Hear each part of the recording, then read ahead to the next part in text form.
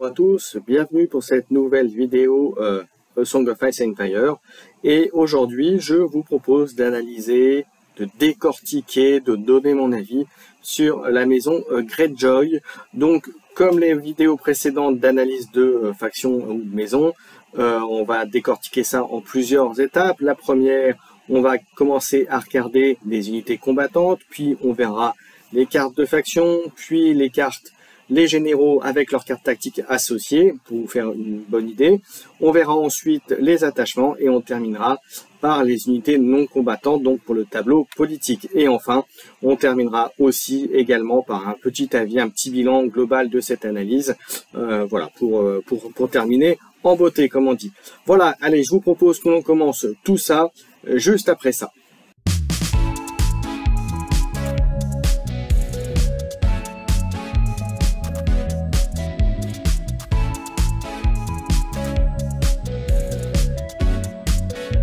Allez, on va commencer l'analyse des unités combattantes Greyjoy, mais avant tout cela, je dois vous dire que la particularité des Greyjoy, c'est de pouvoir, sur certaines unités, obtenir des tokens pillage. Et on va voir justement avec l'analyse de ces unités combattantes ce que cela donne et quel est leur intérêt aussi. Et puis vous allez voir aussi qu'il y a des unités qui n'en ont pas, qui n'utilisent pas cette mécanique. Donc voilà, mais l'atout majeur des Greyjoy, vous allez voir, c'est cette mécanique de pillage. Allez, on commence les unités par ces quatre-là. Alors, nous avons en haut à gauche les Black Tide Chosen qui coûtent 7, donc une unité considérée d'élite, qui se déplace à 5, qui encaisse à 4+, avec un moral à 6+.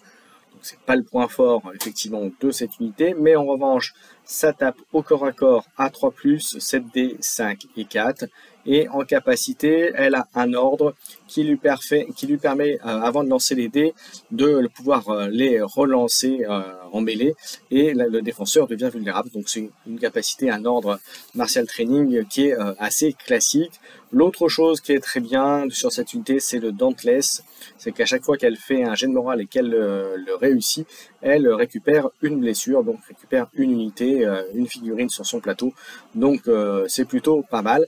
Vous allez voir également que les Greyjoy, ce que je n'ai pas dit en introduction, c'est qu'il n'y a aucune unité d'infanterie dans cette armée, à la base en tout cas. Enfin, à date en tout cas, il n'y a pas d'armée. Alors pourquoi? Eh bien parce que, fluffiquement parlant, si vous voulez, dans l'histoire de Trône de Fer, eh bien, ce sont des marins. Donc effectivement, les marins, il y a quand même très peu de cavalerie. C'est plutôt sur les bateaux. Et vous allez voir que c'est vraiment cette thématique-là qui est aussi mise en avant sur les unités, les attachements, les généraux, etc. Donc après le Dauntless, on revient au Black Tide Chosen, une capacité pour les attaques de mêlée, pour chaque rang ennemi qui ont été détruits, cette unité qui utilise le pillage à longue distance de cet ennemi gagne un token pillage. Donc ce qui est très fort, si vous avez une composition qui utilise cette capacité, donc le pillage, eh bien ça lui permet de mettre des jetons. Donc on va voir après ce que ça fait. Ben justement avec l'unité qui est juste en dessous, les Reapers de la maison Harlow, ils se déplacent à 5, ils attaquent à 3+, avec 7D, 5 et 4, comme les précédents. Ils se défendent à 5, et en morale à 6+. Ils ont une valeur d'unité qui est à 6, donc pour la mettre dans votre armée. Et par contre, ils ont la ferveur des Reapers qui leur donne vicieux, et qui, lorsqu'un ennemi rate un jet de panique, pour chaque token pillage que vous avez sur cette unité, vous pouvez choisir un effet. Donc soit faire plus d'une blessure, soit l'unité se récupère une blessure sur elle, donc récupère une figurine sur le plateau.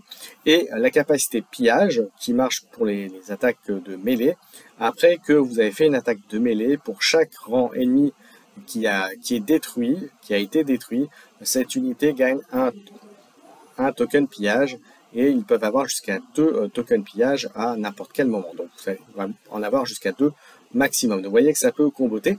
Avec l'unité qu'on a vue justement, ça peut être une bonne combo.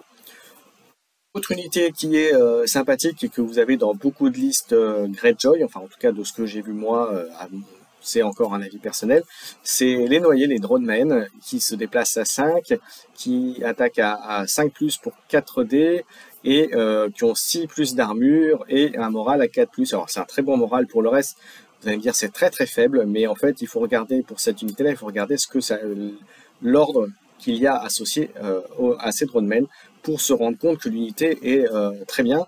Alors, cette unité d'infanterie est en ordre la bénédiction du dieu des noyés. Au début d'un tour, vous pouvez cibler une unité d'infanterie Greyjoy à courte distance et choisir une des éléments.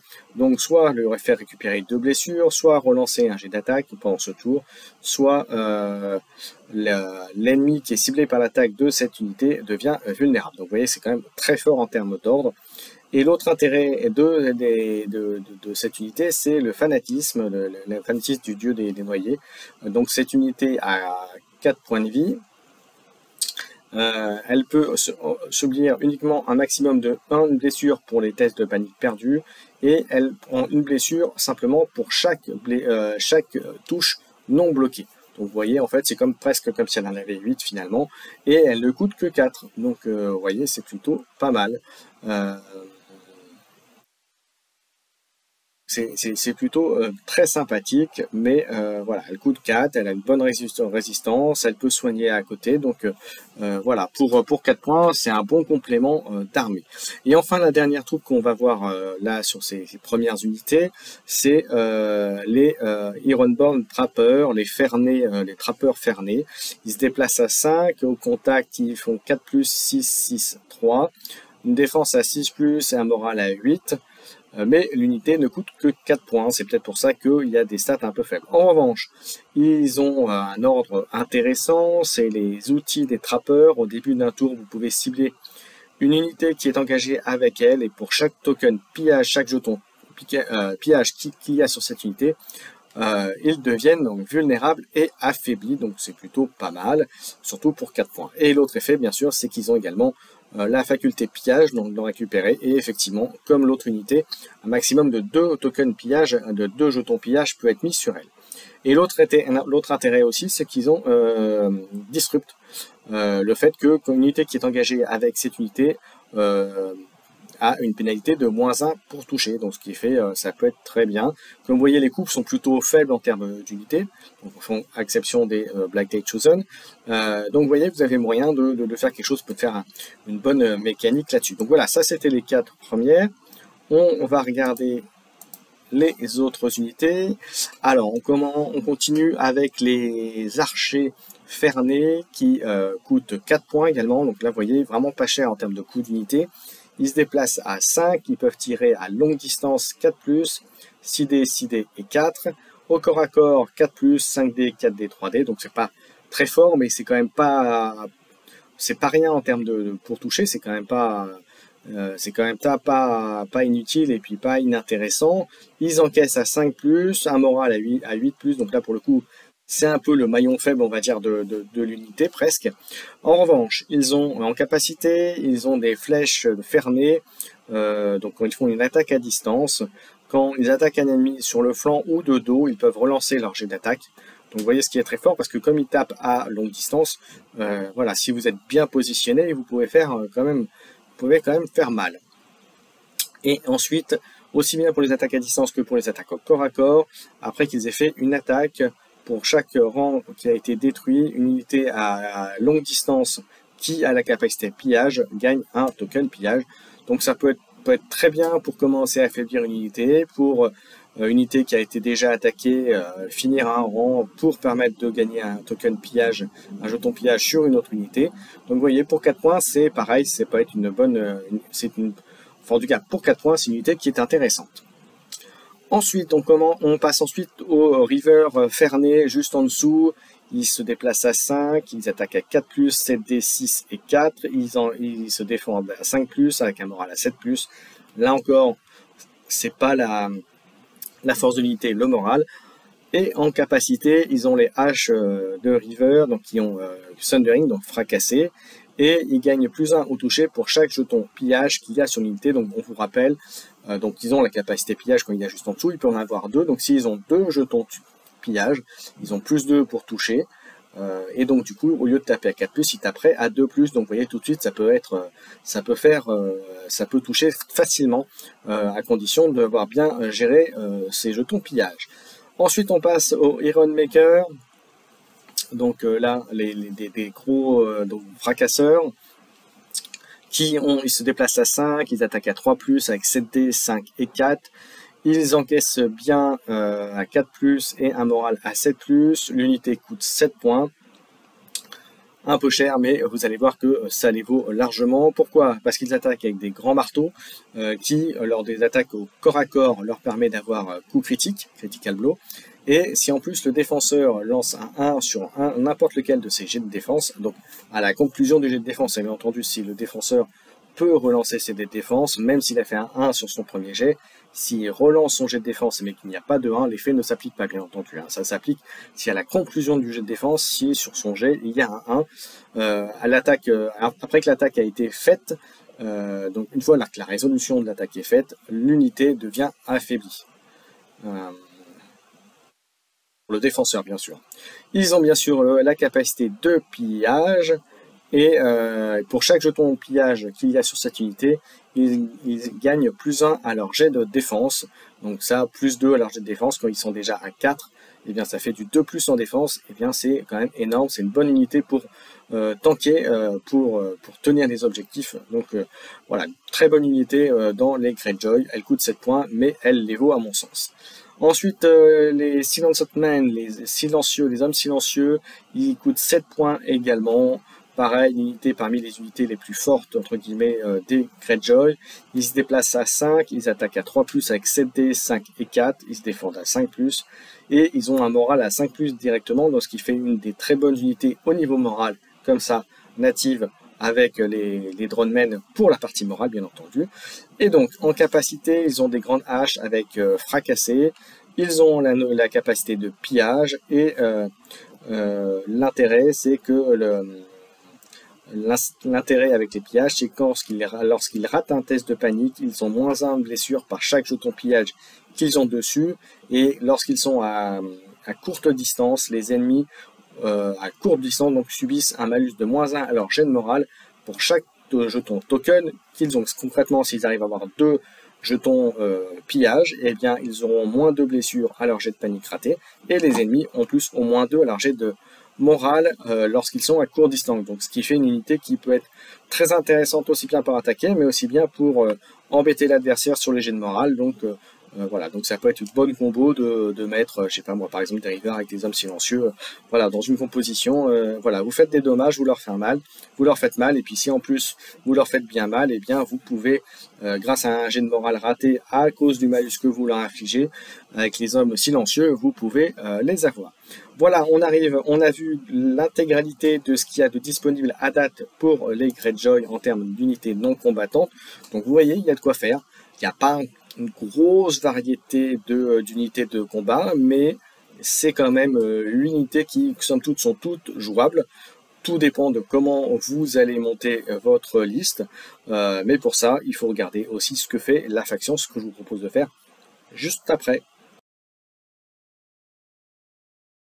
Allez, voyons voir ce que proposent les cartes de la maison Greyjoy. On va regarder un petit peu ce que ça peut nous proposer, ce que ça peut nous donner.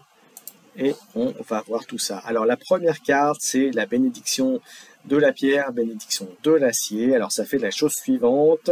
Si quand l'unité amie de combat, donc l'unité que vous avez sur le plateau de jeu, complètement s'active, vous ciblez une unité ennemie qui est engagée avec cette unité, et par rang détruit de cette unité ennemie, votre unité se soigne de 2 blessures. Et si en plus vous avez la chance de contrôler et ou la bourse et les épées, vous soignez soit d'une blessure supplémentaire, soit vous enlevez un jeton condition qui serait sur cette unité. Donc ça peut aller jusqu'à 2 blessures ou 2 jetons de condition à enlever si vous contrôlez les deux, ou un mixte, voilà, une blessure, un token, enfin vous faites comme vous le souhaitez. Donc plutôt intéressante comme carte. Situationnelle, puisqu'il faut que ce soit engagé, mais comme vous l'avez vu, vous avez des unités plutôt qui ont tendance d'aller au corps à corps assez vite, dès que c'est possible, bien entendu. Voilà, vous aurez à un moment ou un autre la possibilité de jouer cette carte. Bien sûr, encore faut-il l'avoir dans la main. On continue avec Finger Dance, la danse du doigt. Vous ciblez une unité amie au début d'un tour.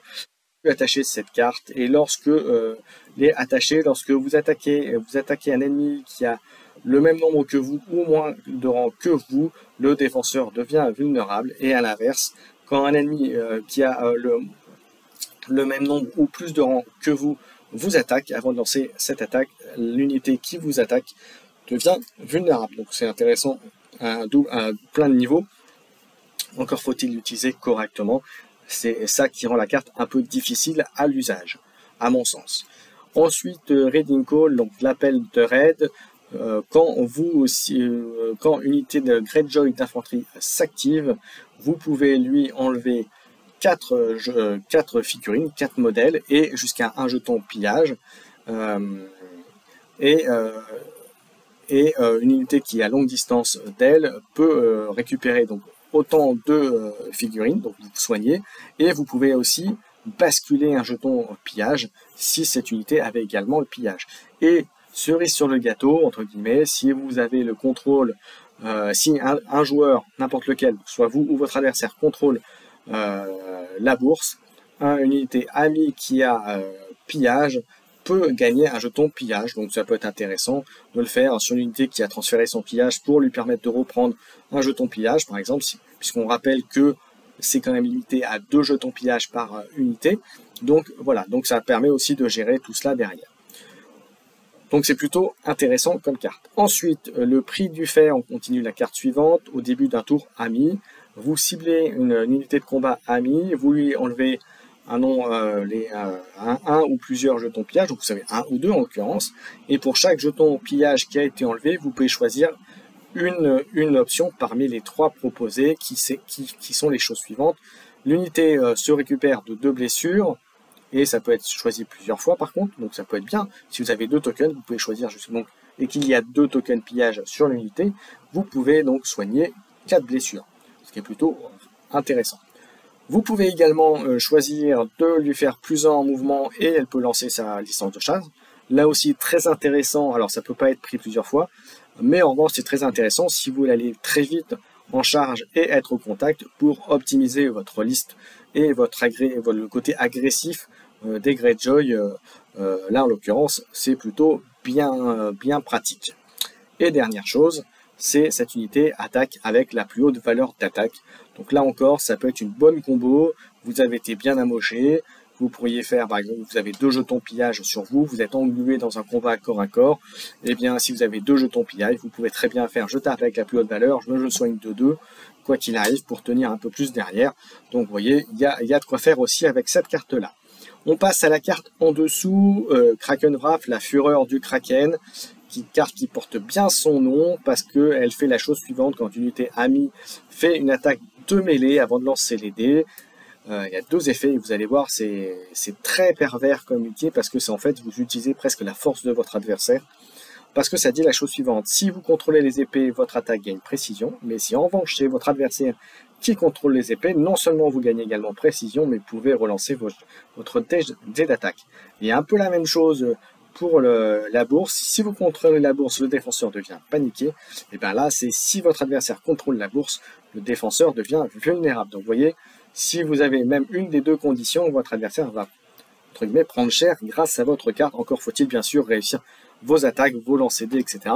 Mais vous voyez, c'est quand même, ça peut faire très très mal, et en fait vous utilisez presque la force de votre adversaire. S'il l'a fait en premier, il l'a utilisé très vite, et avec l'expérience que j'ai maintenant, alors après ça ne regarde que moi, généralement vous allez vous rendre compte que souvent le plateau politique, avant même d'activer vos unités sur le plateau, sauf cas particulier où il faut agresser votre adversaire, vous avez une unité à tuer, etc.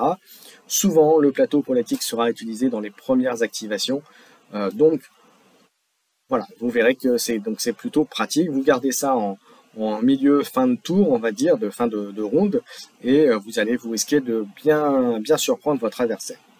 Carte suivante, We Do Not So, ça fait la chose suivante: quand une unité non combattante amie prend possession d'une zone, vous pouvez remplacer l'effet de la zone par une unité amie fait une action d'attaque, toujours pratique, et si en plus votre adversaire contrôlait la bourse, eh bien cette unité se soigne de une blessure plus une blessure pour chaque rang détruit dans cette unité. Donc vous voyez, ça peut être une bonne attaque et ça peut vous permettre aussi de compléter, de finir l'unité, de provoquer, donc faire une attaque supplémentaire et donc de générer potentiellement des rangs détruits chez votre adversaire et donc directement, indirectement aussi, vous générez des jetons pillage derrière, ce qui est, comme vous le savez, la particularité des Greyjoy.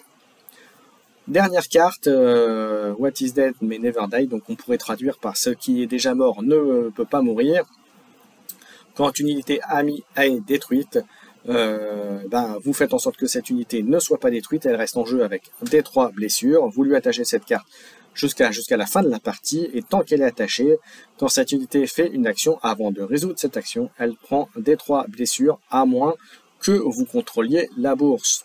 Donc là, concrètement, cette carte, moi, ce que je vous conseille de faire généralement, c'est vous sauver votre unité à l'activation de votre adversaire, et vous la sauvez, vous la laissez en jeu. Vous prenez derrière, si vous avez la possibilité, si la bourse est libre, vous reprenez la bourse, vous soignez votre unité pour tenter de la maintenir en vie, ou alors vous prenez les épées, vous faites une attaque derrière, mais dans les deux cas, soit vous essayez de finir, soit vous essayez de vous sortir de là. Enfin, en tout cas, vous voyez, il faut faire attention à l'usage, parce que si vous soignez une unité derrière, mais que vous la laissez sans rien faire, et que l'autre peut encore aller l'attaquer derrière, si vous avez activé autre chose ou fait une autre action, ça peut être problématique d'avoir utilisé cette carte pour finalement pas grand chose.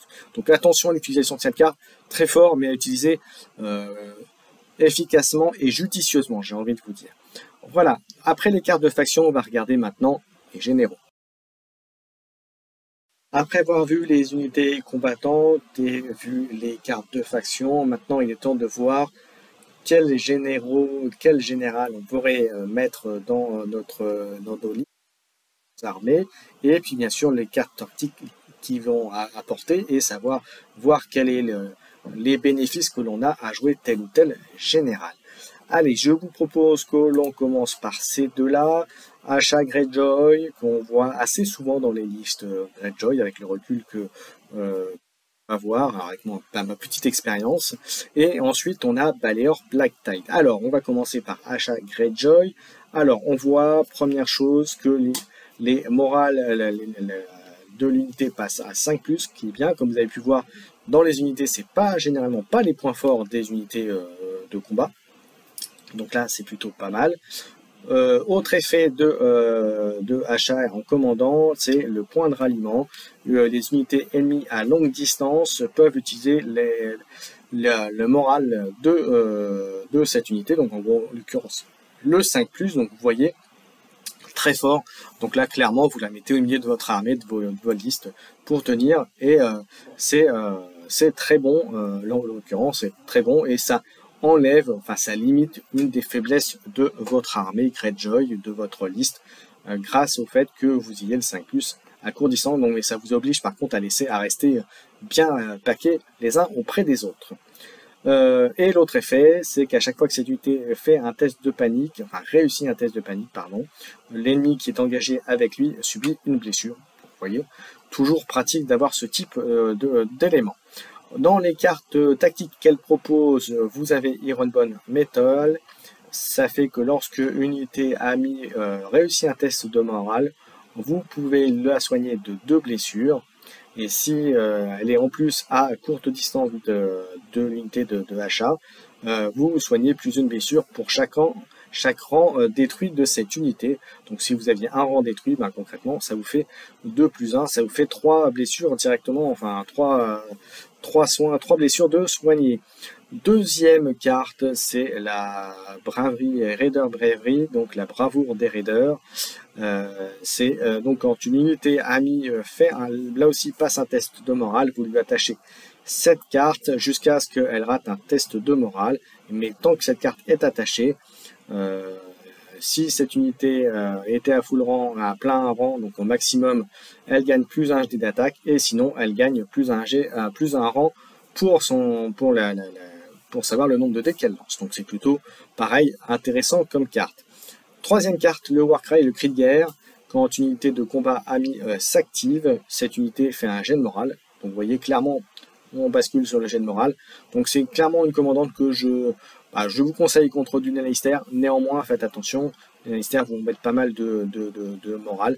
Bien entendu, c'est situationnel aussi, mais c'est quand même en somme toute un bon commoral. Alors, dernière carte, puisqu'on était là-dessus, cette unité fait un jet de morale, et si elle le réussit, une idée ennemie qui est à longue distance d'elle devient paniquée et vulnérable. Donc c'est toujours pratique de pouvoir faire ce genre d'effet. Donc globalement, un bon commandant pour les Greyjoy pour commencer. On passe ensuite à Baelor Black-Tide, qui lui a un premier effet intéressant que vous avez peut-être vu avec les Baratheons, c'est qu'on place 2 tokens cœur sur cette carte au début de la partie. À chaque fois que cette unité devrait être détruite, on enlève un jeton cœur de cette carte, on fait un jet de morale, et sur un succès, cette unité n'est pas détruite, mais reste en jeu avec une blessure. Donc là encore, on en revient un peu comme un peu la carte de faction qu'on a vu tout à l'heure qui permettait à l'unité de ne pas mourir. Faites-le judicieusement parce qu'il suffit qu'il y ait un effet de carte adverse, une action derrière, et l'unité, le bénéfice d'avoir utilisé le ou les tokens pour faire survivre l'unité peut se retrouver être anéanti si vous l'avez mal utilisé ou en termes de timing mal utilisé. Ensuite, deuxième capacité, Hardened.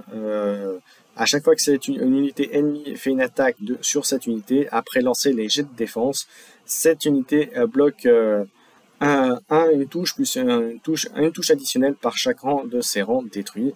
Donc c'est très fort, et ce qui est surtout aussi très fort, c'est que c'est pas précisé que c'est sur des attaques de mêlée, donc ce qui veut dire que même sur des attaques à distance, c'est efficace. Voilà, ce qui est assez rare, et donc il faut le signaler.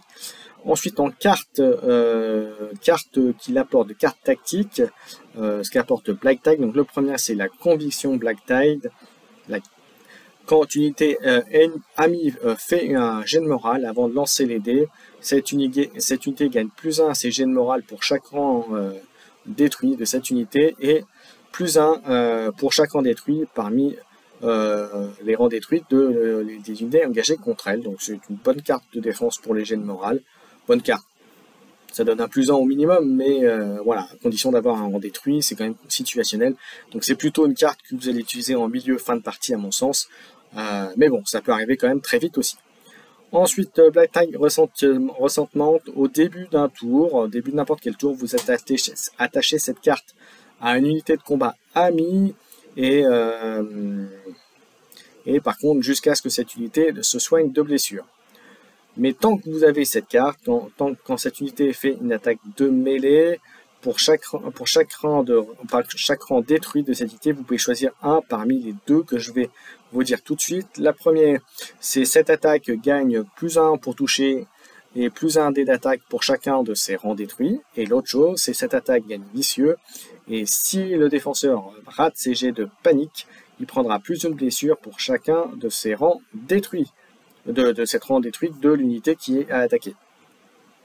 Et dernière carte, après qu'un ennemi a fait une attaque de mêlée, si le défenseur n'a pas été détruit, l'attaquant subit 2 blessures pour chacun des rangs détruits du défenseur.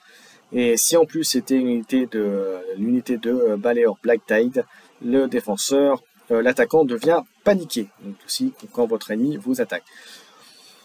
Pour moi, c'est un commandant peut-être intéressant, mais qui est quand même assez compliqué à jouer, dans le sens où, ok, vous allez défendre, vous allez pouvoir faire 1 ou 2 attaques, mais bon, voilà, je suis pas comme qui dirait ultra convaincu par ce général.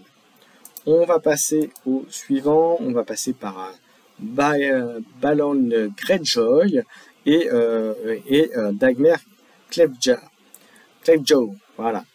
Alors, le premier, Balon Greyjoy, qu'est-ce qu'il fait? Il donne plusieurs choses. La première, en attaque de mêlée, si le défenseur subit des blessures, cette unité se soigne de 1 blessure, plus 1 blessure additionnelle pour chaque rang du défenseur détruit. Donc ça, c'est plutôt très très bien pour faire des unités. Donc c'est vraiment une capacité qui, en plus, c'est pas un ordre. Donc c'est tout le temps à chaque fois que vous faites une attaque. Donc c'est plutôt très bon. Et l'autre chose, c'est que cette unité gagne +1 au jet de panique. et subit -1 blessure pour les jets de panique ratés. Donc ça, c'est plutôt très bien, encore une fois, parce que je vous rappelle que les Greyjoy, les jets de morale, les tests de morale, les valeurs sont assez hautes, donc ça va être assez compliqué de ne pas en perdre trop à cause des jets de morale. Donc vous voyez, là pour l'instant, plutôt sympathique. Ensuite, en carte tactique qu'il apporte, vous avez sacrifice acceptable. Vous ciblez une unité amie de combat, autre que l'unité de ballon, pardon, et vous lui attachez jusqu'à la fin de la partie. Tant que c'est attaché, cette unité subit plus une blessure à chacun de ses jets de panique, mais par contre, tous les autres unités amies qui se trouvent à courte distance gagnent +1 à leur jet de panique, donc ce qui est plutôt très bien. Par contre, vous voyez, encore une fois, comme avec Achat, ça nécessite que vous ayez des formations assez groupées pour maintenir le côté de courte distance. Donc vous voyez, c'est une notion qu'il faut bien garder en tête. Et quand cette unité est détruite, vous ciblez une unité amie à longue distance qui se soigne de 2 blessures, et s'ils avaient la capacité pillage, gagne un jeton de pillage. Donc c'est quand même une carte intéressante. Donc à voir sur quelle unité vous allez l'utiliser. Donc moi je vous conseille de mettre sur une unité qui va être pas forcément tanky, mais qui va être peut-être la moins utile de la partie. Enfin à voir. Là encore une fois, c'est à vous de voir. Là c'est votre jugement qui entre en compte en fonction de vos listes et puis comment vous comptez jouer votre liste. Deuxième carte tactique de Balon Greyjoy, c'est le prix de l'échec. C'est quand une unité amie fait une attaque de mêlée avant de lancer les jets d'attaque. Ça fait la chose suivante. Alors c'est une charte qu'on retrouve dans d'autres généraux, d'autres factions. Tous les jets d'attaque sont réussis automatiquement, mais pour chaque jet qui aurait été raté, l'attaquant subit une blessure. Donc, vous voyez, ça peut être très fort, notamment pour jeter des jets dans pillage, pour finir une unité ennemie. Mais attention au contre-coup. Donc voilà. Il faut voir comment vous l'utilisez. Ensuite, dernière carte, le vieux chemin. Donc vous pouvez l'utiliser de 2 manières. Quand une unité amie fait un test de morale avant de lancer les dés, vous pouvez enlever un jeton token qu'elle aurait sur elle et vous pouvez relancer votre jet de morale. Attention quand même, parce que les jets de morale, comme vous avez vu, c'est pas forcément le point fort des Greyjoy, donc utilisez-les plutôt sur vraiment des jets des tests de morale que vous avez quand même un bon ratio pour le réussir. Hein. Si vous deviez faire 10 ou 11 pour un jet de morale et vous discardiez et vous utilisez cette carte, c'est presque perdu d'avance, parce que vous avez très peu de chances de le réussir quand même. Voilà, 10 ou 11, c'est quand même une probabilité assez forte de l'échec. Donc voilà, ne tentez pas le diable, utilisez plutôt sur des jets qui vont être peut-être à 7-8 où vous avez plus de chances de réussir quand même. Voilà, c'est mon avis bien sûr personnel. Ensuite, deuxième capacité que vous pouvez utiliser, deuxième capacité de la carte, quand une unité amie fait une attaque, avant de lancer les dés d'attaque, vous pouvez enlever un jeton token de cette unité, et si c'est fait, vous pouvez relancer les jets d'attaque. Donc voilà, là c'est pareil, c'est 2 effets complètement différents, mais 2 effets qui peuvent être intéressants en fonction de la situation. Donc voilà, donc somme toute, Balon Greyjoy, un commandant qui, à mon sens, est intéressant à jouer. On passe ensuite à Dagmer Cleftjaw, autre commandant. Il vous donne en ordre la faculté, lorsque vous faites une attaque de mêlée avant de lancer les dés d'attaque, vous pouvez, après avoir lancé les dés d'attaque, vous pouvez relancer les dés d'attaque et le défenseur devient vulnérable. Donc ce qui est plutôt déjà en soi déjà pas mal. Autre chose, Gang Up, toutes les unités amies d'attaque de mêlée gagnent plus une touche et plus un dé. Plus un pour toucher et plus un dé pour attaquer quand ils sont engagés avec cette unité et avec au moins une autre unité amie. Donc voilà, très bonne capacité. Encore faut-il que vous ayez 2 unités sur la même unité ennemie. Et si vous avez, comme moi, commencé à avoir une petite expérience de partie, vous savez que avoir 2 unités engagées sur une même unité, c'est assez situationnel. Néanmoins, pour les Greyjoy, vu le coût des unités relativement faible, on va dire, que vous pouvez avoir, vous pouvez faire une liste assez populeuse et donc du coup augmenter les chances d'être engagé avec plus d'unités sur votre unité, sur vos ennemis. Donc voilà, donc c'est à relativité aussi, mais voyez attention, c'est quand même situationnel et c'est une utilisation que vous devez donc provoquer en partie pour optimiser la capacité de ce général. On passe aux cartes ensuite, on a tactique coordonnée. Au début d'un tour, vous ciblez 2 unités d'infanterie amies qui se trouvent à courte distance l'une d'elles. Donc là encore, même, voyez, même problématique que Baelon et les généraux et Achak qu'on avait vu juste avant, ça oblige vos unités à rester assez compactes. Voilà, bon là parce que c'est la carte qui veut s'adapter à courte distance, mais aussi pour le gang up, pour avoir optimisé les chances de pouvoir attaquer la même unité derrière. Donc alors qu'est-ce que ça fait pour finir la carte? Jusqu'à la fin du tour, les 2 unités perdent leur capacité, voilà, mais vous pouvez immédiatement lancer un ordre qui n'a pas été utilisé de chacune des unités, de l'une ou l'autre des unités. Voilà, donc c'est plutôt pas mal.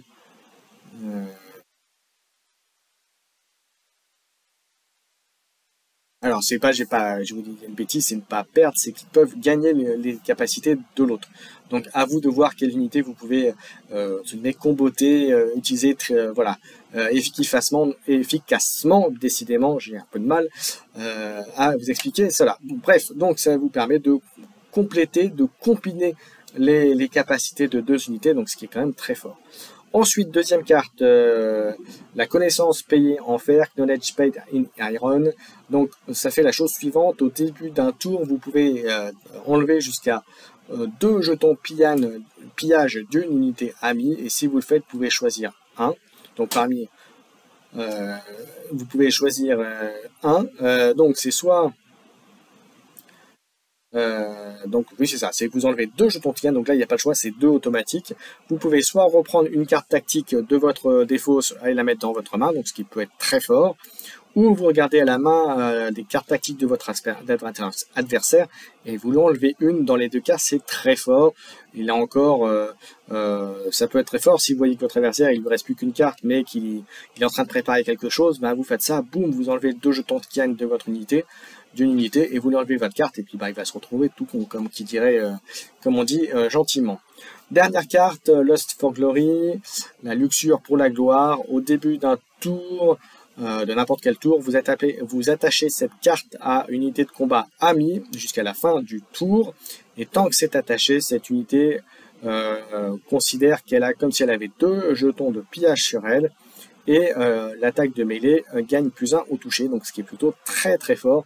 Combiné aux unités, vous avez vu par exemple au River qui avait +1 par jeton pillage, et bien là, imaginez, ils n'ont pas de jeton pillage, vous lui mettez cette carte là jusqu'à la fin du tour, ils vont avoir l'effet des 2 jetons pillage, donc +1 par jeton pillage pour toucher, donc ça fait +2, et ils gagnent encore +1, donc en fait ils tapent à 1+, voilà concrètement.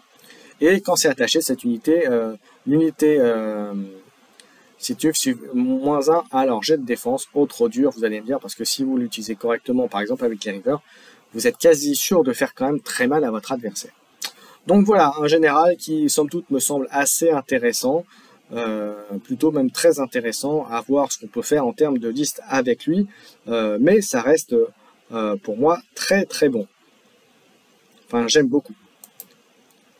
On passe aux 2 autres, on passe à Eric Iron Maker qui lui vous permet, donc en général, au début d'un tour, vous ciblez une unité amie à longue distance de lui et vous pouvez déplacer un jeton pillage d'une unité à une autre. Bien sûr, il faut qu'il y ait pillage aussi sur l'autre unité et bien sûr qu'elle se trouve à courte distance. Là encore une fois, nécessitez vraiment d'avoir vos unités à courte de distance l'une de l'autre, ou en tout cas pour que l'optimisation de ces capacités-là. Autre chose, c'est l'autre chose qui vous donne, c'est au début de la partie, vous ciblez une unité amie qui a pillage et vous lui donnez un jeton pillage. Donc ça permet d'enclencher le bénéfice des jetons pillage sur votre unité choisie. Donc c'est plutôt très sympa. En carte, il a Gold Allure qui fait la chose suivante: quand une unité amie fait un test de morale après avoir lancé les jets, vous pouvez enlever un jeton pillage de cette unité. Si elle le fait, vous passez ce test automatiquement. Donc ça peut être une bonne carte de défense. Voilà, si vous savez que votre adversaire va vous marteler avec vos jets de morale, ça peut être un bon moyen de se sortir un peu de ce mauvais pas. Bien entendu, le défaut, c'est que vous avez utilisé votre jeton pillage.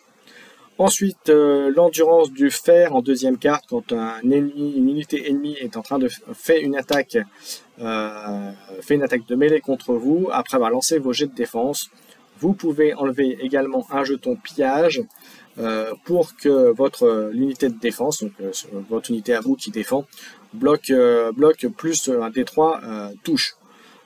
Donc ça peut être pas mal. J'avoue que je suis pas. Mais après, ça peut sauver votre unité, donc ça peut être pas mal. Mais je suis pas. Voilà, c'est bon, c'est bien sans être trop fort. Donc voilà, ça reste quand même une carte correcte. Ensuite, Steel Might, la puissance de l'acier. Quand une unité amie et ami fait une attaque de mêlée avant de lancer les jets d'attaque, vous pouvez enlever un ou deux jetons de pillage de l'unité attaquante et pour chaque jeton enlevé, vous pouvez choisir parmi ces trois capacités, relancer les jets d'attaque, gagner précision ou gagner vicieux. Donc là encore, il faut optimiser les pillages, avoir détruit des rangs ennemis pour générer des jetons pillage, entre autres. Donc ça, c'est la façon la plus classique de générer des jetons pillage. Donc, bonne carte, sous réserve bien sûr que vous ayez des jetons pillage de disponibles. Ensuite, on passe à Euron Greyjoy. Alors lui, qu'est-ce qui vous permet? Il a en ordre le saut Discord. Au début de n'importe quel tour, vous ciblez un ennemi qui se trouve à longue distance. Cet ennemi fait un jet de morale à -1 pour chacun de ses rangs détruits. Et donc si vous ciblez une unité qui a déjà 2 rangs détruits, elle aura -2, voilà ce que ça veut dire. Sur un échec, elle perd toutes ses habilités jusqu'à la fin du round, donc ce qui est plutôt pratique et très intéressant sur pas mal d'unités. Voilà, c'est une bonne capacité, c'est un bon ordre défensif, on va dire, plutôt défensif. Présence intimidante, à chaque fois qu'un ennemi engagé avec lui subit un test de morale à -1 et plus une blessure pour les tests de panique ratés. Donc là, voilà, c'est ce que vous connaissez déjà certainement si vous avez déjà fait quelques parties, ou si vous ne connaissez pas, c'est ce que ont également les Flamemen, donc les unités neutres de cavalerie notamment. Voilà, donc c'est cet effet-là et c'est plutôt pareil, c'est plutôt intéressant si vous allez souvent au contact. Voilà, ou en tout cas si vous faites des tests de morale à votre adversaire. Dans les cartes tactiques qui l'apportent, vous avez le Cunning Ploy, donc qui vous permet, lorsqu'une unité amie de combat s'active, cette unité ne fait pas d'action à ce tour-là, mais par contre, vous ciblez une unité amie de combat qui peut faire une action de manœuvre, une marche ou une retraite. Et si vous ciblez l'unité d'Euron Greyjoy, donc ce commandant, avant de faire cette action, un ennemi à longue distance devient vulnérable. Donc ça peut être pas mal, ça donne un peu de mobilité supplémentaire notamment, ou sauver une unité amie en faisant une action de retraite. Voilà, c'est pas mal, c'est situationnel, mais c'est pas mal. Ça peut permettre de faire un plus.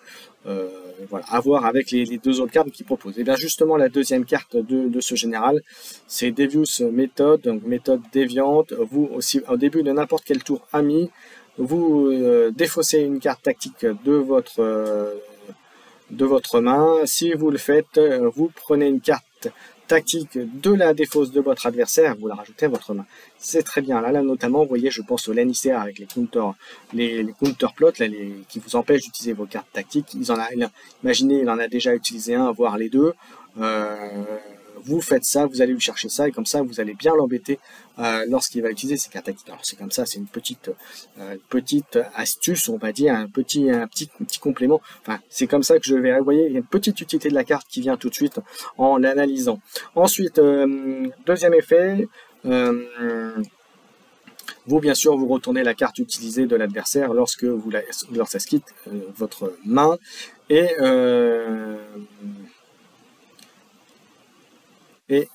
voilà. Et ensuite, et puis voilà, si c'était une carte où il y avait besoin d'un nom de commandant, vous le remplacez avec Euron Greyjoy, ce qui est plutôt sympathique.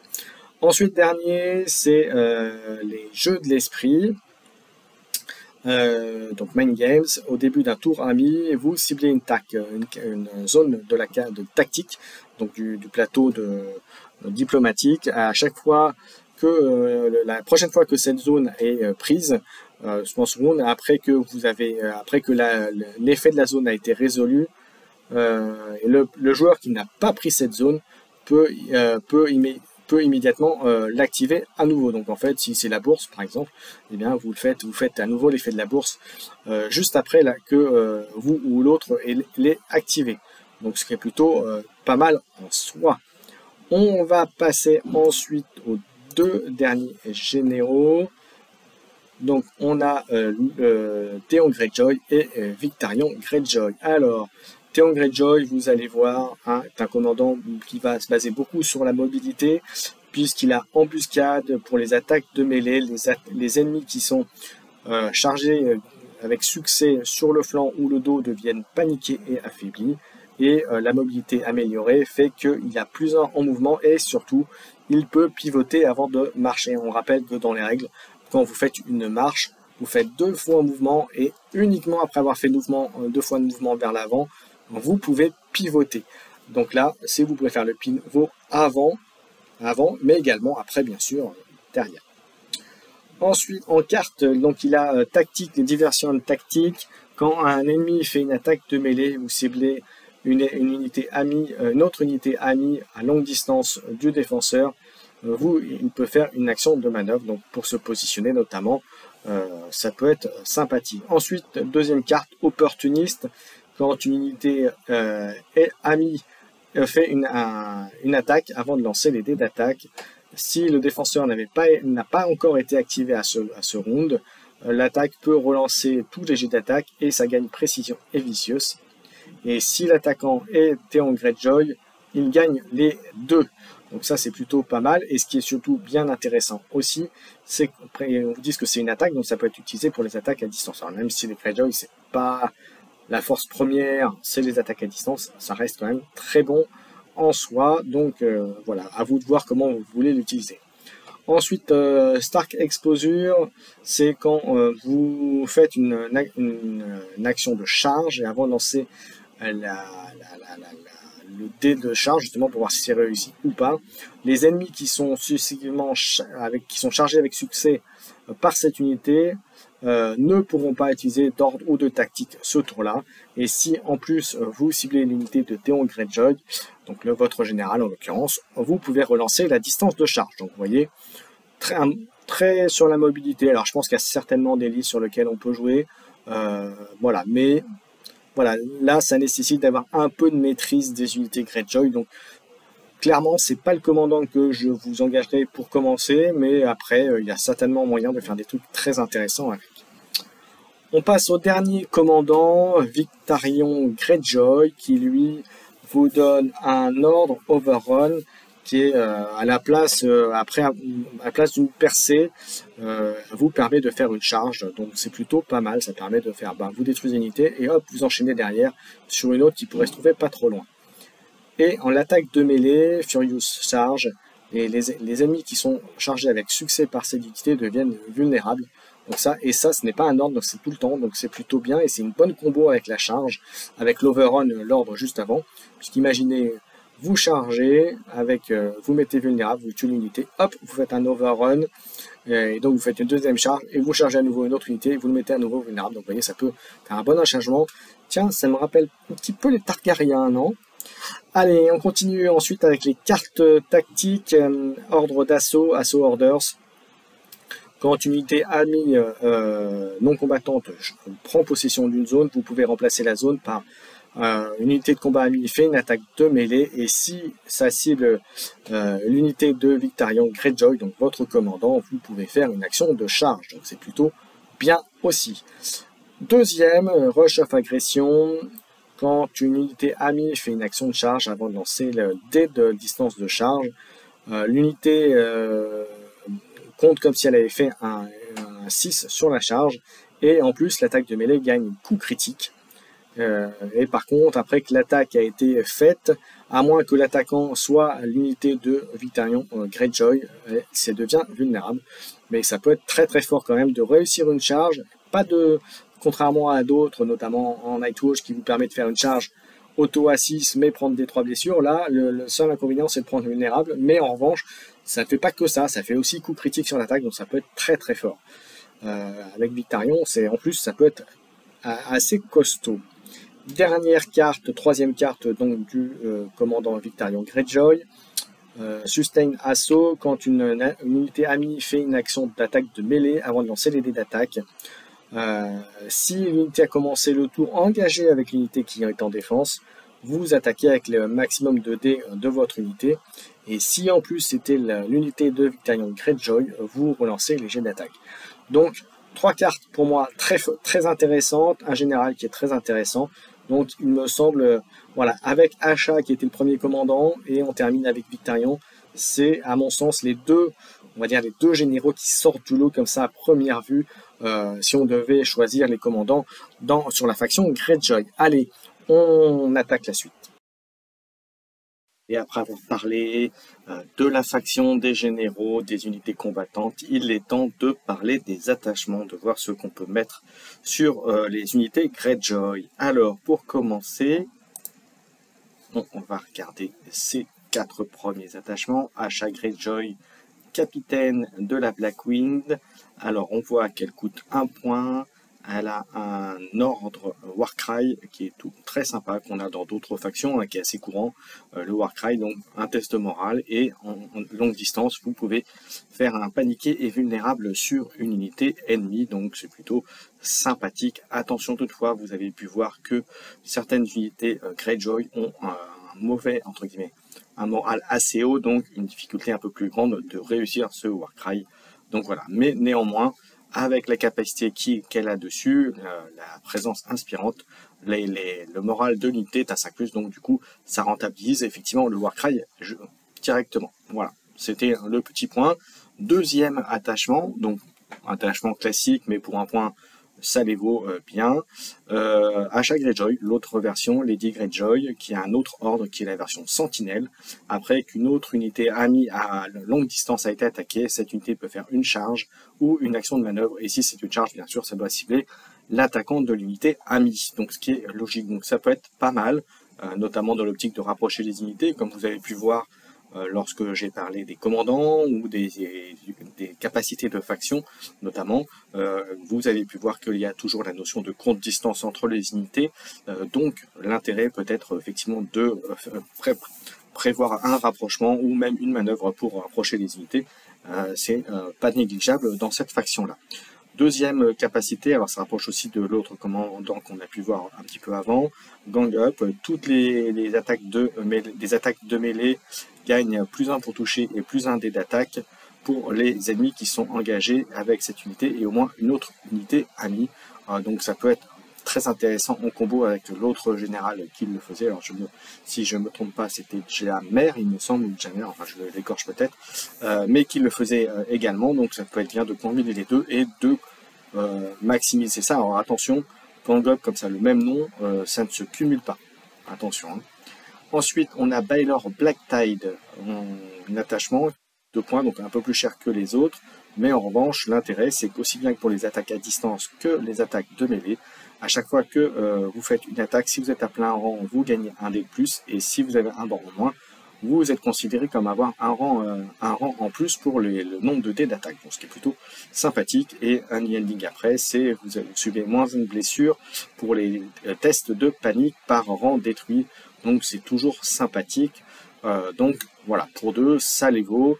Pas forcément sur toutes les compositions et pas forcément contre tous les compos. Alors justement, j'en parlais juste avant, juste après. L'attachement subi des Tagmères, effectivement, qui avait Gang Up aussi, si jamais j'ai bonne mémoire. Voilà. Alors, ben, d'ailleurs, Gang Up en attachement, lui, pour 1 point, qu'est-ce qu'il fait Battlescar, donc, qui fait la chose suivante. Quand cette unité est attaquée, vous mettez un ordre sur lui, et ensuite les attaques de mêlée de cette unité gagnent un nombre de bonus équivalent au nombre de tokens qu'elle a sur elle. Donc un token c'est vicieux, deuxième token c'est Thundering, donc fracassé, et la troisième attaque, vous lancez automatiquement le maximum de dés d'attaque de possible par rapport à l'unité. Donc pour 1 point, ça les vaut à mon avis bien.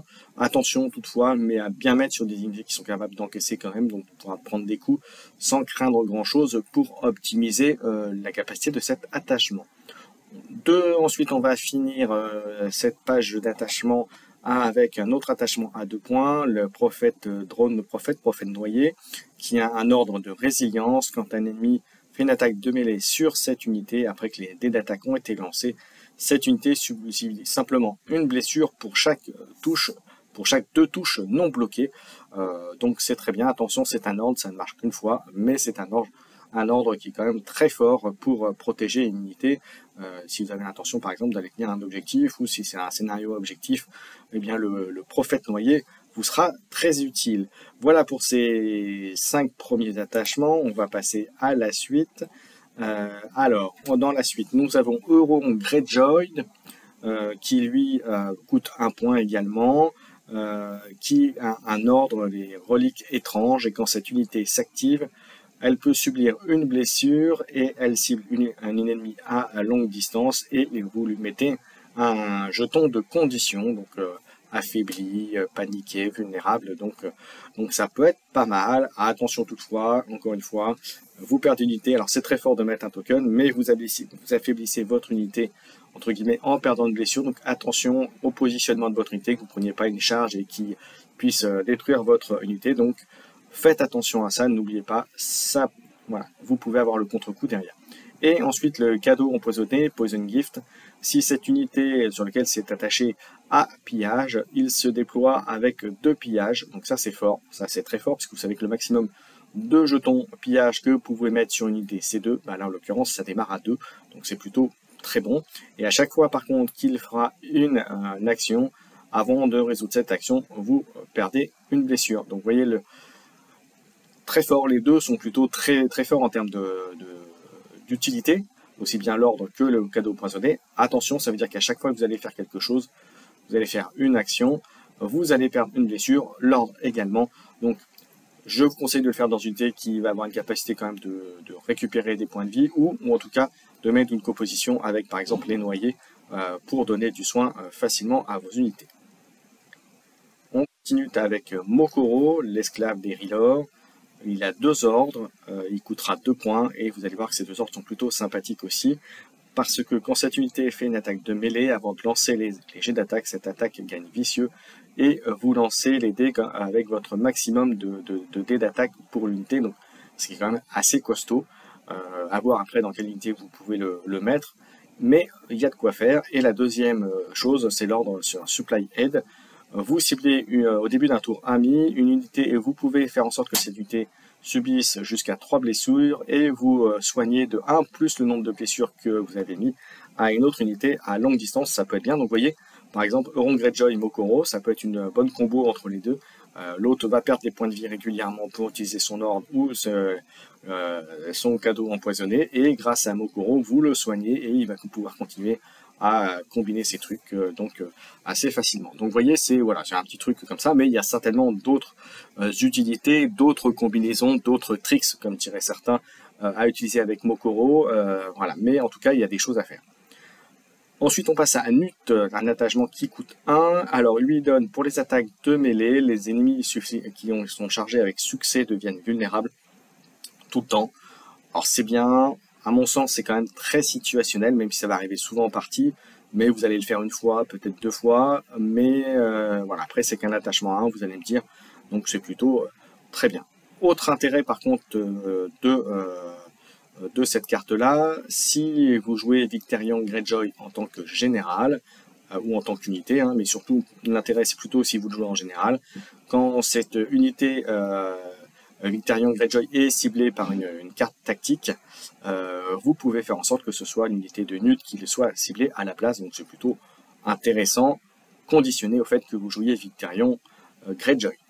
Et dernière capacité de Nut, c'est quand une unité NCU, donc non combattante, prend possession de la bourse, vous pouvez remplacer l'effet de cette zone par l'unité de Nut fait une attaque de combat.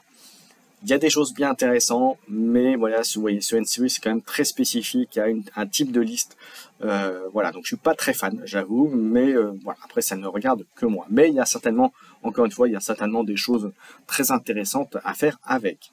Ensuite, on a deux attachements Quarl avec deux versions différentes, une version à 1 point, une version à 2 points. La version à 1 point vous donne expert dueliste en natif, c'est à chaque fois que cette unité fait une attaque de mêlée, avant de lancer les dés, vous pouvez choisir soit de faire plus une blessure directe, soit de la possibilité de détruire un attachement infanterie de l'unité défenseur en lançant un dé avec un 3+, vous détruisez cet attachement. Donc c'est très fort. Pas forcément sur toutes les listes, mais ça reste quand même très fort et un danger potentiel pour votre adversaire. Voilà, donc c'est quand même intéressant, puis ça coûte qu'un point, donc c'est plutôt très bien. La version à 2 points fait la même chose, expert dueliste, sauf que en plus, elle donne plus de au jet de morale à l'unité sur laquelle elle est attachée. Donc plutôt de morale, c'est plutôt très bien aussi. Encore une fois, pas forcément très utile sur toutes les listes. Maintenant, vu le coût des cartes des unités de combat Greyjoy, vous avez probablement de mettre la place de mettre 2 points dans votre composition. Donc voilà, donc ça reste un bon NCU dans les deux cas, que ce soit 1 ou 2 points. C'est un bon NCU à rajouter dans vos listes. Après, à vous de faire vos choix, à faire de votre composition. Et on termine avec la dernier attachement avec le capitaine River, qui est 1 point, et lui qui donne la capacité d'outflank. Outflank, on le rappelle, c'est le principe de jeu, c'est qu'au lieu de le déployer, vous le mettez, d'ailleurs c'est indiqué sur la carte, vous, au lieu de le déployer, vous le mettez en réserve, et lorsqu'un NCU, une unité non combattante amie, va prendre possession de la cavalerie sur le tableau diplomatique, vous pouvez déployer cette unité à maximum de courte distance d'un plateau de côté, enfin d'un bord de plateau de côté, et voilà, donc ce qui peut être très bien. Donc généralement l'intérêt c'est à partir du tour 2, voire tour 3 maximum, sinon vous perdez vraiment l'intérêt de l'unité, c'est de le mettre et de le mettre vraiment soit dans le dos ou à une position où ça va vraiment embêter votre adversaire, quitte même à, pourquoi pas, aller prendre un objectif s'il y avait besoin, si c'est un scénario à objectif et à point d'objectif. Voilà. Après, la difficulté, c'est de trouver dans quelle unité la mettre pour que ce soit le plus performant. Donc là encore, c'est une question de choix. Attention tout de même, vous ne pouvez mettre que 2 Captain River dans une unité, et ça peut se mettre que sur les unités Greyjoy. Donc autant dire que vous ne pouvez pas mettre ça sur des unités neutres notamment. Voilà, on passe ensuite à Theon Greyjoy, qui elle coûtera... on dirait une femme, je suis désolé, hein, sur l'image, pas très clair. Donc pour 2 points, Theon Greyjoy, 2 points, qui a un ordre héroïsme, reckless héroïsme, qui fait que lorsque vous faites une action, c'est classique, on le connaît, moi notamment avec la Nightwatch, avec Cotter Spike ou Jon Snow en attachement, qui fait la même chose, c'est un ordre, vous subissez des 3 blessures et vous faites une charge à 6 directement. Donc l'intérêt c'est de essayer de viser plutôt une unité qui va faire mal et qui a un déplacement de 5 ou 6 minimum pour vraiment rentabiliser ce truc. Et l'autre intérêt de cette carte là, c'est Swift Strike en natif.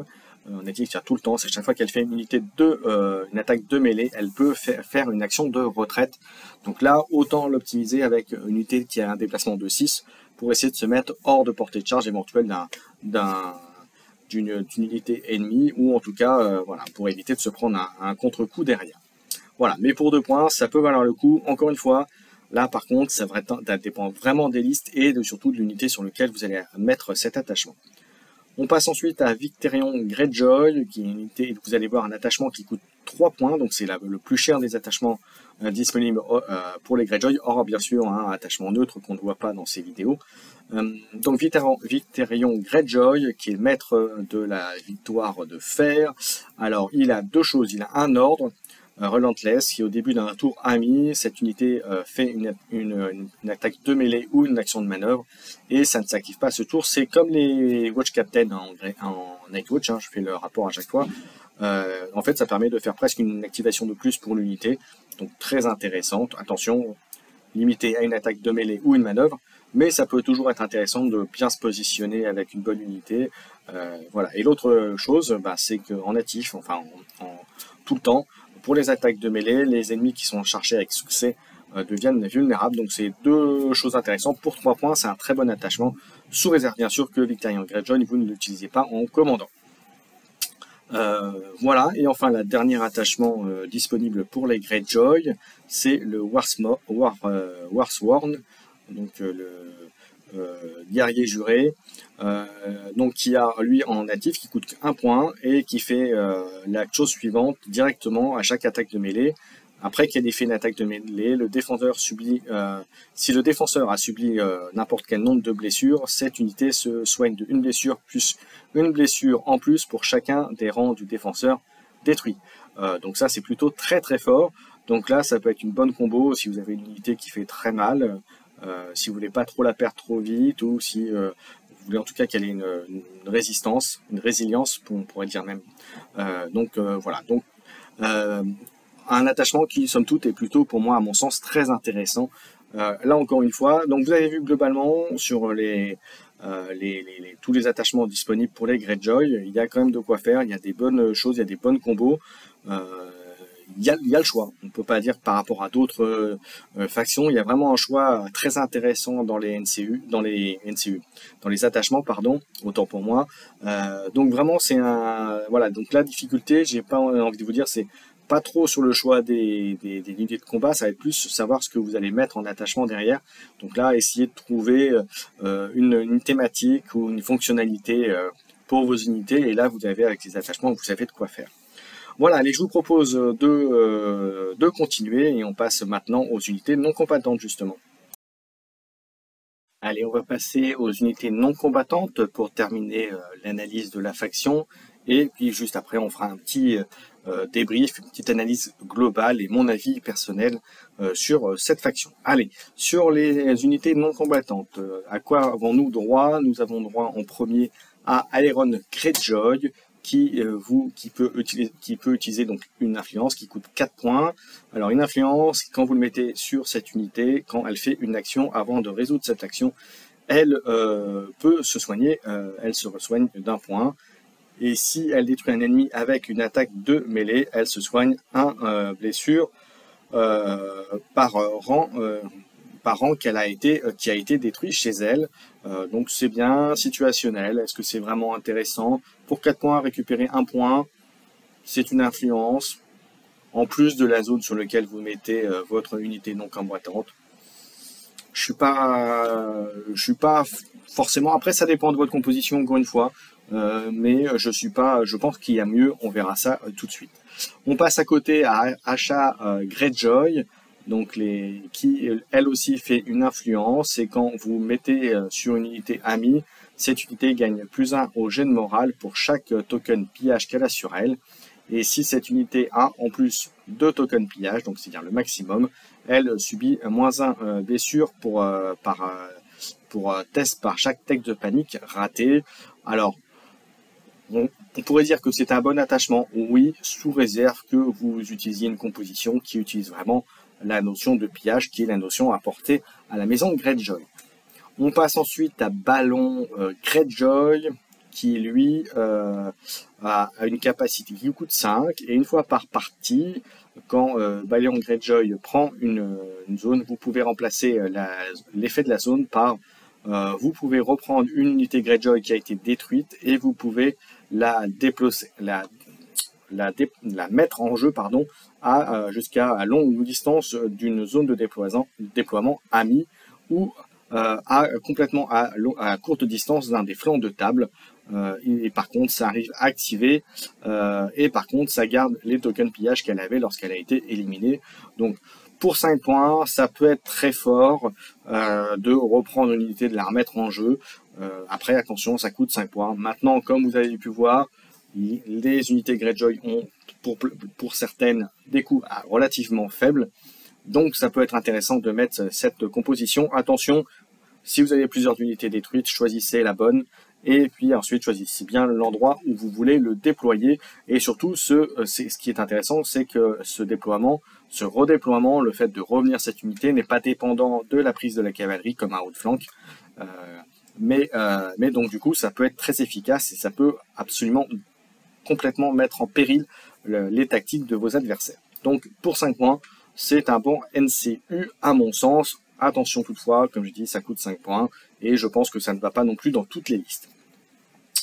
Autre NCU à 5 points, Baron Blacktide juste à côté. Il peut influencer simplement les unités Greyjoy, donc on oublie les unités neutres. Et l'influence fait la chose suivante. Quand une unité amie est influencée par cette influence, elle ne prend qu'une blessure pour chaque touche non bloquée, pour chaque attaque ou effet. Et par contre, vous enlevez cette influence si cette unité rate un test de panique. Donc là, pour le coup, pour 5 points, c'est très très très fort à mon sens. Même si ça coûte 5 points, j'ai envie de vous dire, c'est presque un auto-include. Si vous utilisez bien entendu que des unités Greyjoy, mais mettre sur une unité, de faire en sorte que ça ne prenne qu'une blessure pour chaque touche non bloquée, ça reste très très fort. Alors oui, bien sûr, ça nécessite de réussir et de ne pas perdre les tests de panique, mais si vous complétez ça avec, par exemple, achat en commandant ou alors des bonus de morale, vous aurez très peu, enfin, moins de chances en tout cas que de rater vos tests de panique. Donc ça rentabiliserait vraiment Baron Blacktide. Donc ça, c'est pour moi un NCU qui me semble très fort en Greyjoy. Alors en tout cas, ce n'est que mon avis personnel. On passe ensuite à Eric Ironmaker, juste à côté, il coûte 4 points. Il commence la partie avec 2 tokens pillage sur lui, et quand un ennemi, une unité non combattante ennemie prend la bourse, vous pouvez placer un token pillage sur Eric. Donc voilà, ça peut se combiner. Et quand Eric prend une zone sur le tableau diplomatique, vous pouvez lui enlever un token pillage et le mettre sur une unité amie qui a pillage. Donc là, c'est très très fort. Si vous utilisez effectivement les compositions pillage, c'est très très fort. Ça vous permet d'en remettre très facilement des tokens pillage sur vos unités. Et puis, généralement, même si c'est pas vous qui prenez la bourse, vous aurez forcément dans la partie des situations où votre adversaire ou votre camarade de jeu va prendre la bourse, et donc vous pourrez remettre des tokens pillage sur Eric et donc réalimenter vos tokens pillage sur les ennemis. Donc si vous prenez une composition basée sur cette utilité, sur ce pillage, là c'est un NCU qu'il faut mettre absolument dans votre composition. Ensuite, les derniers NCU, les 4 dernières unités non combattantes disponibles pour les Greyjoy. Vous avez Mokoro, qu'on a vu qui était quand même bien sympathique, déjà en attachement, et bien voyons voir ce que ça vaut en unité non combattante. Alors, il arrive en jeu avec 2 ordres tokens sur lui, jetons tokens sur lui, et à chaque fois que Mokoro prend une zone diplomatique, vous pouvez enlever un ordre, lui enlever un ordre. Et si vous le faites, vous pouvez regarder le dessus du paquet de cartes tactiques de n'importe qui, hein, donc c'est aussi bien vous que chez votre adversaire, voilà. Et en fonction de ça, et ensuite vous remélangez le paquet.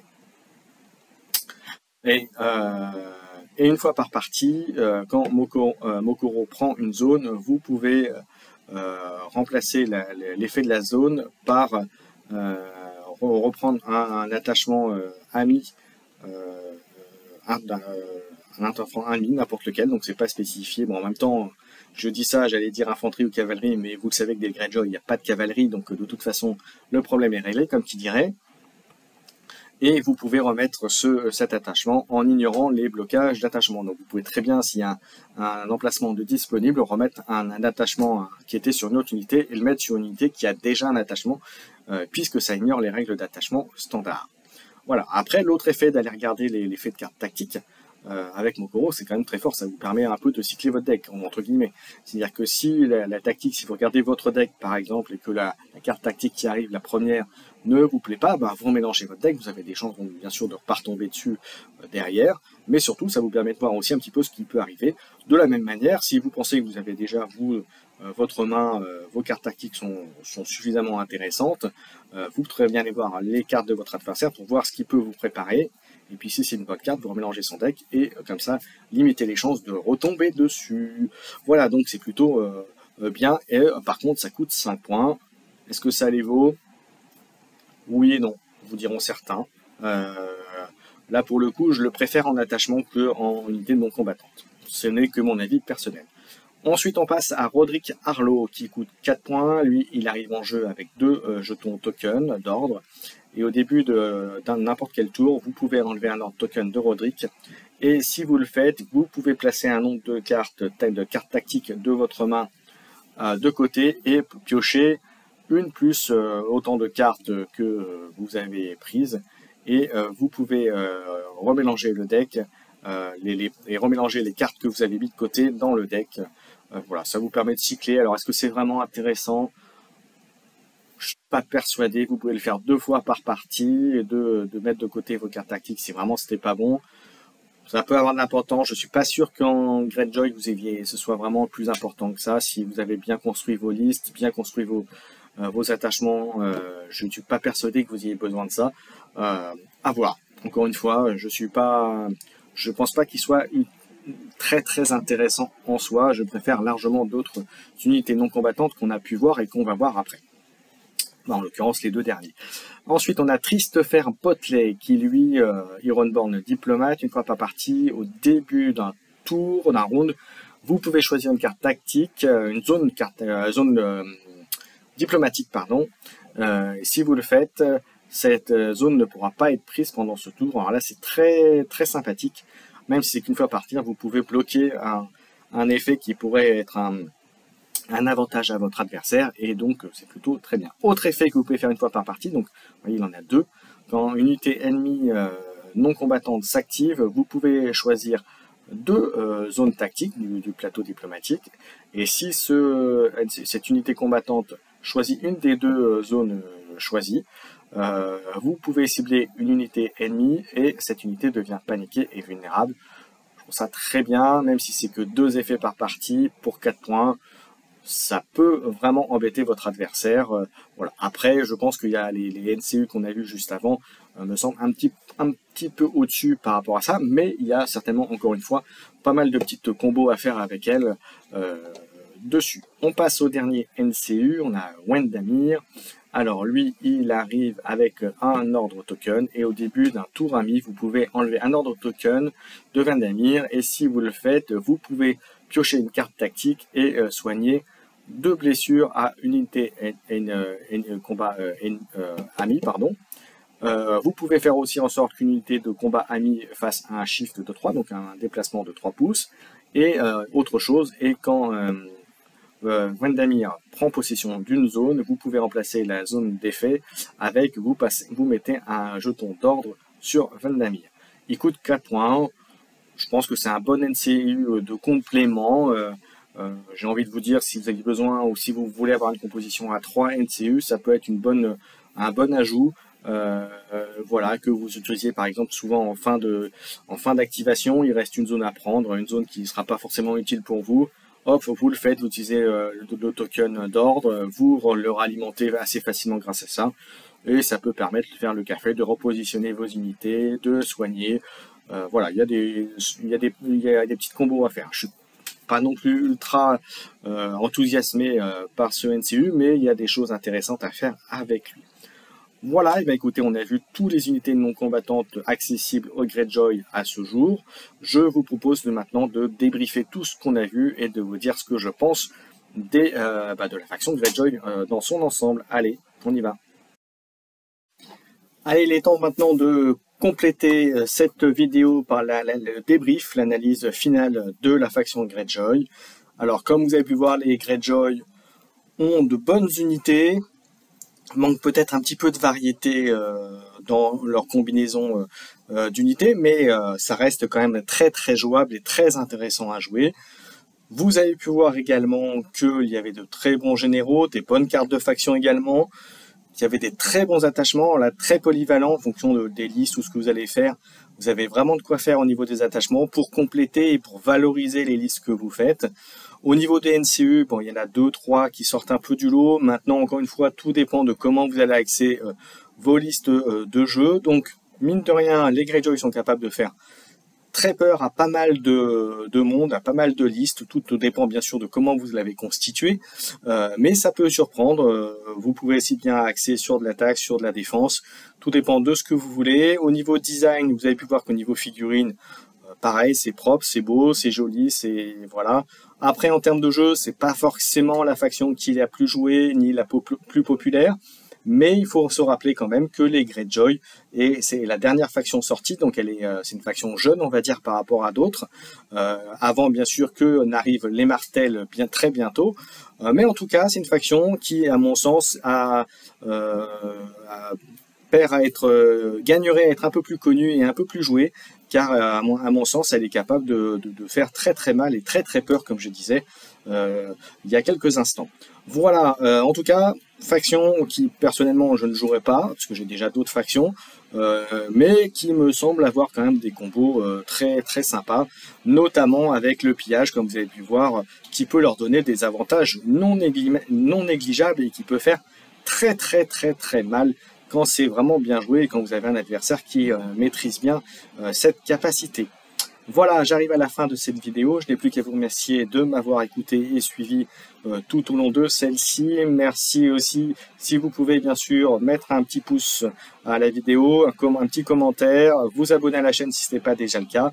Et puis moi, je vous donne rendez-vous très bientôt pour plein d'autres analyses. Bien sûr, va suivre le guide d'achat Greyjoy, là dans quelques jours. Et puis on se retrouve pour d'autres choses, des rapports de bataille, ce genre de choses. Voilà, à bientôt. Ciao, ciao.